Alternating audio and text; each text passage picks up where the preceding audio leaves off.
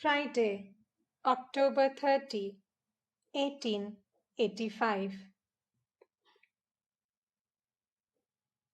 It was 9 o'clock in the morning. Sri Ramakrishna was talking with M in his room. No one else was present. M was going to Dr. Sharkar to report his condition and bring him to examine the master. Master to M, smiling. Purno came this morning. He has such a nice nature.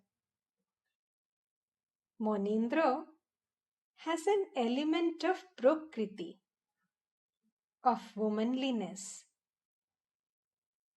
He has read the life of Chaitanya and understood the attitude of the gopis. He has also realized that God is Purush and man is Prakriti, and that man should worship God as his handmaid. How remarkable! M. It is true, sir.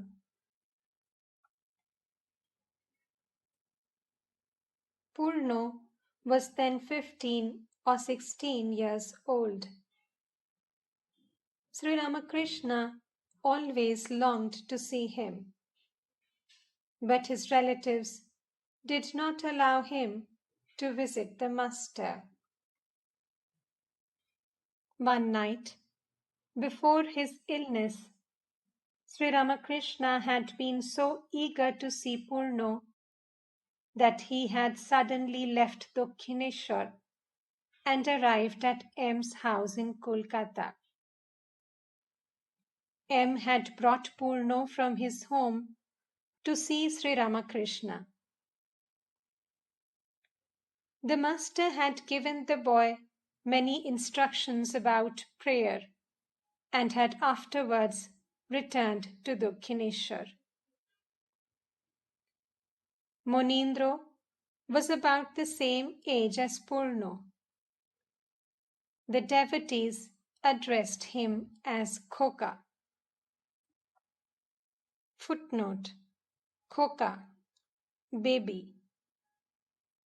Footnote ends. He used to dance in ecstasy when he heard the chanting of God's name.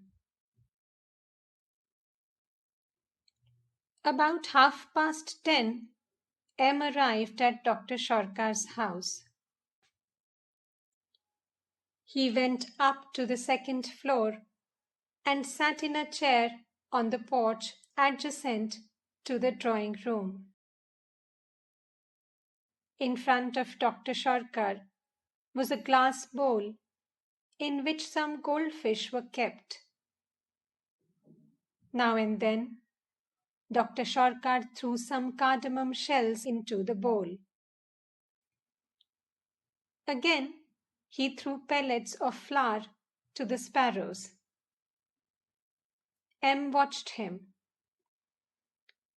Doctor, smiling, to M.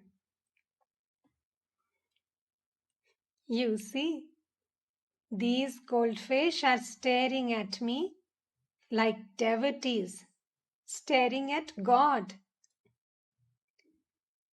They haven't noticed the food I have thrown into the water.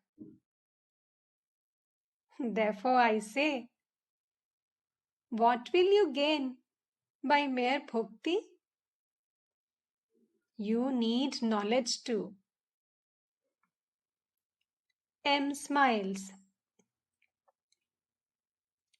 Look there at the sparrows.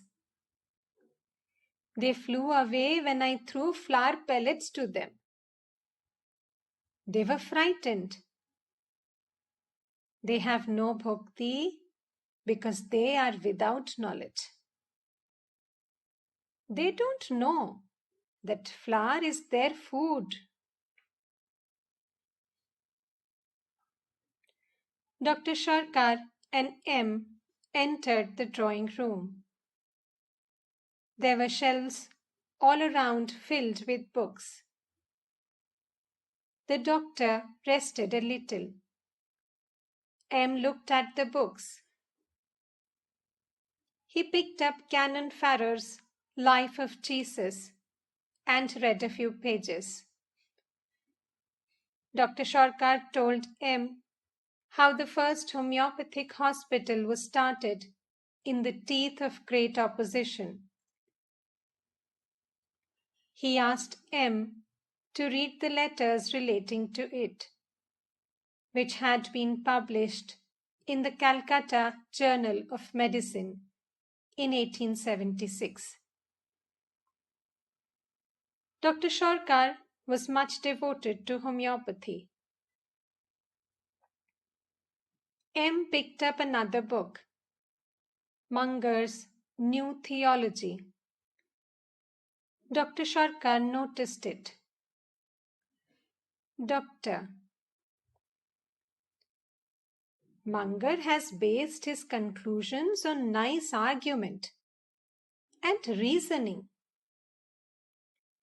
It is not like you're believing a thing simply because a Chaitanya or a Buddha or a Jesus Christ has said so. M. Smiling.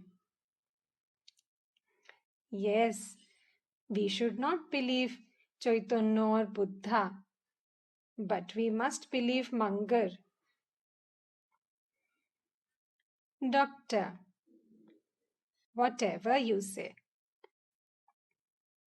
M. We must quote someone as our authority. So it is Munger.